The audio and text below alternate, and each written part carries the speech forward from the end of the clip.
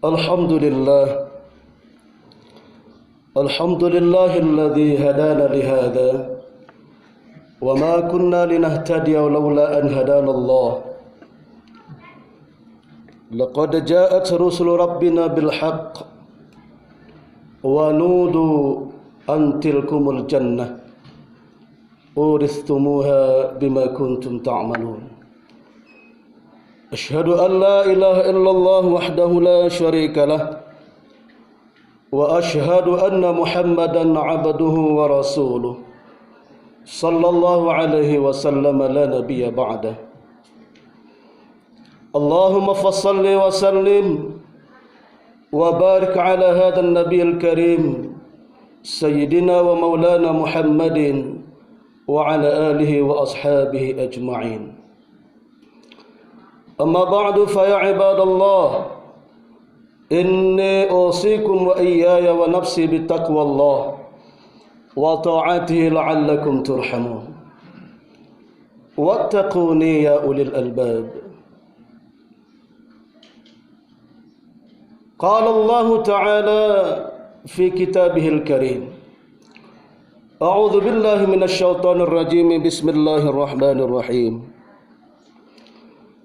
Ya ayuhan nasu attaqu rabbakumul ladzi khalaqakum min nafsin wahidah wa khalaqa minha zawjaha wa batha minhuma rijalan katsiran wa nisaa'a wattaqullaha alladzi tasaaluna bihi wal arham innallaha kana 'alaikum raqiba.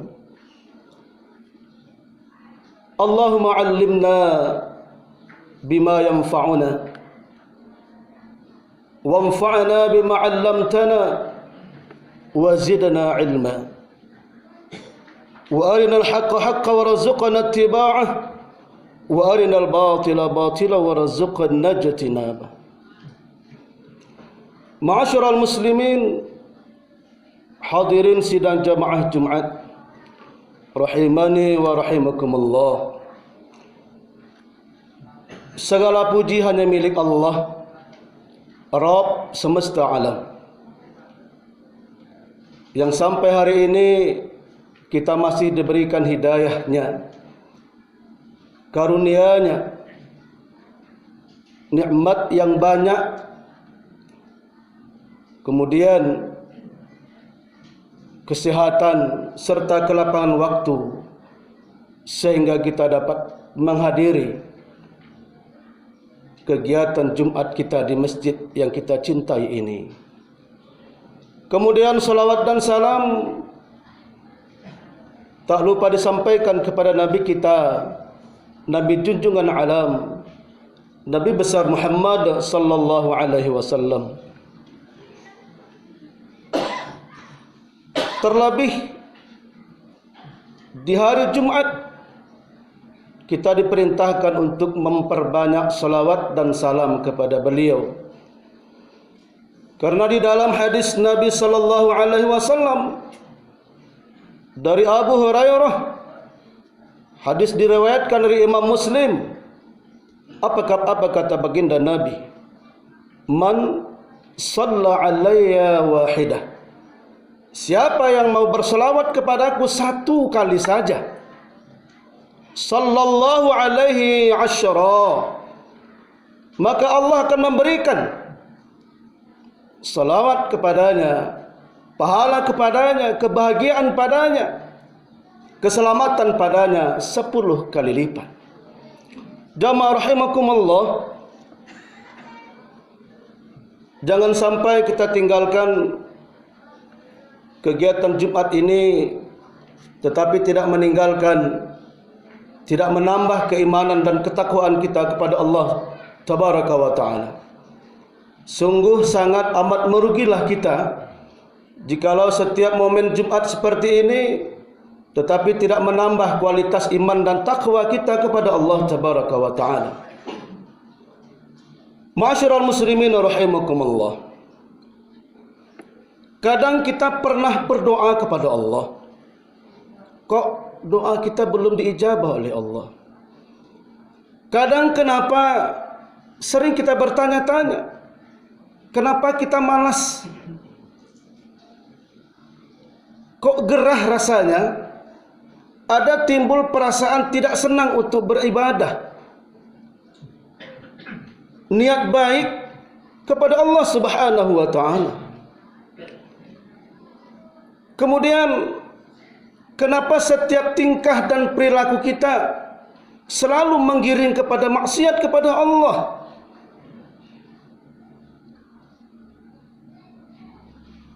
Dan kenapa ada saja musibah yang terjadi dalam diri ini, dalam keluarga kita, dan dalam negeri kita ini?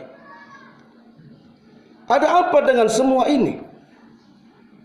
Ini harus kita pertanyakan. Dan untuk jawabannya adalah, ternyata semua itu disinyalir karena dampak harta, makanan yang kita peroleh dengan cara tidak benar, dengan cara haram, tentunya yang dilarang oleh Allah Subhanahu wa ta'ala. Kenapa kita semakin menjauh kepada Allah? Allah yang telah menciptakan kita, Allah yang telah menghidupkan kita, Allah yang telah memberikan berbagai macam bentuk kenikmatan kepada kita. Kenapa sih kita tega-teganya bermaksiat kepada Allah? Kita ada, kita berada, kita memiliki ini dan itu. Allah sehatkan kita, Allah tumbuhkan tanam-tanaman kita. Kok tega-teganya kita bermaksiat kepada Allah? Ternyata salah satu dampak itu semua karena ada harta haram, karena ada makanan yang haram, karena ada perilaku haram yang tanpa sadar atau bahkan kita sadari telah merasuki, telah mendarah daging di setiap tubuh kita. Jamaah rahimakumullah. Makanya kenapa baginda Nabi sallallahu alaihi wasallam selalu mengajarkan kita dengan doa beliau. Apa doa baginda Nabi yang harus kita terapkan, yang harus kita amalkan di dalam kehidupan ini? Allahumma kfini bihalalik an haramik. Ya Allah, cukupkanlah hidupku dengan yang halal-halal saja, dan hindarkanlah hidupku, diriku dari hal yang diharamkan olehmu ya Allah. Cukupkanlah diriku ini. Allahumma kfini bihalalika an haramika. Kenapa demikian? Apa yang mesti kita cari di dunia ini jamaah rahimakumullah? Melainkan ridha Allah, melainkan kasih sayang Allah, melainkan karunia Allah yang begitu besar. Wa aghnini, dan berikanlah kekayaan kepada diriku ya Allah, min fadlika, dengan karuniamu, amman siwak, dengan tidak mengharapkan pertolongan, dengan tidak mengharapkan dari apapun selain Engkau ya Allah. Cuman itu yang kita harapkan, yang kita panjatkan kepada Allah di dalam hidup kita. Supaya apa? Supaya pertanyaan tadi, doa kita tidak diijabah oleh Allah, perilaku kita selalu bermaksiat kepada Allah, musibah selalu datang berganti kepada diri, keluarga dan bangsa serta negeri yang kita cintai ini, karena ada di dalam diri kita perilaku menyimpang, hal-hal haram yang dilarang oleh Allah, yang sudah mendarah daging di setiap, menjalar di setiap tubuh kita ini. Jamaah rahimakumullah,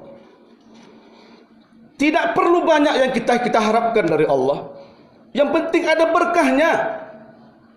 Wal qalilu minal haram wal qalilu minal halal. Sedikit yang halal yang Allah berikan kepada kita itu sudah cukup buat kita. Yubaraku fih, yang penting itu ada berkahnya buat kamu, kata Allah. Wal haramul kasir, buat apa yang haram banyak yang kita peroleh, yang kita kumpulkan, yang ada pada diri kita. Wal haramul kasir yadhhabu, tapi dia akan sirna nanti suatu saat. Dia akan pergi meninggalkan kita nanti suatu saat. Wa yamhaquhullahu ta'ala, sementara Allah pasti akan menghancurkan segala bentuk keharaman yang telah kita lakukan. Ma'asyiral muslimin rahimani wa rahimakumullah. Marilah kita meresapi, marilah kita berfikir jamaah rahimakumullah. Allah sudah turunkan kepada kita Al-Quran Al-Karim sebagai hudan linnas, sebagai petunjuk bagi manusia. Jelas di sana tertera mana yang halal dan mana yang haram, mana yang hak dan mana yang batil, mana yang mesti kita ambil dan yang mana yang mesti kita buang, mana yang mesti menjadi hak dan kewajiban kita yang mesti kita peroleh di dalam kehidupan ini, dan mana yang mesti tidak kita ambil dari orang lain yang bukan milik kita. Wa yuhillullahu lahum minat thayyibat wa yuharrimu lahumul minal khaba'ith. Allah sudah jelaskan, Allah halalkan bagimu apa-apa yang baik bagi dirimu. Apa yang baik itu? Ada kelezatan, ada kenikmatan, ada yang kita pandang baik. Tentunya itu menjadi suatu usaha kita yang diridai oleh Allah Subhanahu wa taala, dan apa-apa yang diharamkan oleh Allah berupa kejelekan, berupa keburukan, berupa yang kotor, sudah Allah jelaskan.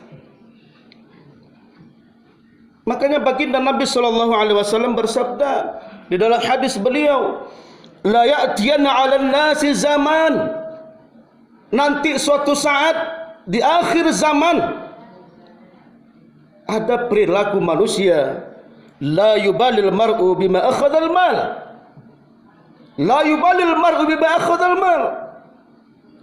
Manusia dengan seenaknya mencari harta mereka, dengan seenak perut mereka, kata baginda Nabi sallallahu alaihi wasallam. Yang penting kekayaan menumpuk, yang penting harta banyak, yang penting memiliki segala apa saja di dunia ini. Amin halal, amin haram. Dia tidak mempedulikan mana yang halal dan mana yang haram. La ya'tiyan nasu alaihim 'alan nasi zamanun. Nanti akan datang suatu masa, suatu zaman, manusia menghalalkan apa saja dengan berbagai cara, dengan berbagai upaya, dengan sogok menyogok, makan harta riba, makan korupsi, tidak haknya diambil juga, dan lain sebagainya. Kita sebagai hamba Allah dan kekasih Rasulullah sallallahu alaihi wasallam, orang yang beriman kepada Allah, ini pantangan sekali. Sebab perilaku haram, pekerjaan haram, dan makanan haram manakala sudah mendarah daging di setiap tubuh kita ini, haram, jasad ini dimasukkan ke dalam surganya Allah. Artinya apa? Sangat dekat dengan neraka. Jamaah rahimakumullah, suatu hari Nabi sallallahu alaihi wasallam menceritakan kepada Ka'ab bin Ujrah. Apa kata baginda Nabi kepada Ka'ab bin Ujrah? Walaupun engkau berdoa setiap hari, ya Rabb, ya Rabb, wa mat'amuhu haram, kamu berdoa sepanjang hari, sepanjang masa, tetapi makananmu yang kau peroleh dengan cara haram. Wa masyrabuhu haram, air minum yang engkau minum dalam keadaan haram, wa malbasu haram, dan pakaian yang sedang engkau kenakan, yang sedang engkau pakai adalah beroleh dari hal yang haram, wa udhiya minal haram, dan engkau diberi makan dengan makanan yang haram, fa anna yustajabu ilaik, bagaimana doamu itu bisa dikabulkan oleh Allah Subhanahu wa taala? Karena itu jamaah Jumat rahimakumullah, dalam dunia ini menuju kampung akhirat tidak ada lagi persiapan yang mesti kita persiapkan, melainkan keimanan dan ketakwaan kepada Allah Subhanahu wa taala yang begitu mendalam kepada Allah. Makanlah apa yang menjadi hak kita, minumlah apa yang menjadi hak kita, berpakaianlah apa yang menjadi hak kita, berikanlah makan dan minum kepada anak dan keluarga kita, tapi ingat dengan cara yang halal dan diridai oleh Allah Subhanahu wa taala. Ya ayuhan nas, wahai manusia, kata Allah, kulu mimma fil ardi halalan thayyiban wa la tattabi'u khutuwatis syaitan innahu lakum aduwwum mubin. Makanlah apa-apa saja yang berada di bumi ini, tapi ingat halalan thayyibah. Yang engkau makan, yang engkau cari, yang engkau peroleh adalah halal. Tidak cukup halal, tapi juga baik. Tidak cukup baik, melainkan juga halal. Wala tattabi'u khutuwatis syaitan, dan janganlah engkau mengikuti, memperturutkan hawa nafsu kalian, sebab itu berasal dari syaitan. Innahu lakum aduwwum mubin, karena syaitan itu adalah musuh yang nyata bagimu. Ma'asyiral muslimin rahimani wa rahimakumullah, kesimpulannya adalah, sebelum kita akhiri khutbah yang singkat ini, dampak dari harta haram, apapun kita, siapapun kita, apapun pangkat dan jabatan kita, apapun pekerjaan kita, ini sangat berdampak di dalam kehidupan kita. Mulai hari ini kita tinggalkan apa-apa saja yang diharamkan oleh Allah Subhanahu wa taala. Masyarakat memberikan amanah kepada kita, jaga amanah masyarakat. Keluarga memberikan amanah kepada kita, jaga amanah yang telah berikan keluarga kepada kita. Sebab orang yang menjalankan amanah dengan benar, orang yang menjalankan amanah dengan lurus, tempatnya nanti tidak lain adalah hakada, bersama Nabi seperti dua jari ini, berdekatan sekali di surga. Antu addul amanati ila ahliha, wahai orang yang beriman kepada Allah, sampaikanlah, jalankanlah amanah yang telah Allah berikan kepada orang yang berhak menerimanya. Seluruhnya kita ini adalah diberikan oleh amanah oleh Allah Subhanahu wa taala tentang diri dan kepribadian kita. Harus kita mau bawa kemana diri dan kepribadian kita ini. Tentunya menurut porsi kita masing-masing. Mudah-mudahan apa yang kita kerjakan, apa yang kita lakukan, mendapatkan rahmat, ridha dan hidayah daripada Allah Subhanahu wa taala. Mudah-mudahan bermanfaat. Fa'tabiru ya ulil absar la'allakum turhamun.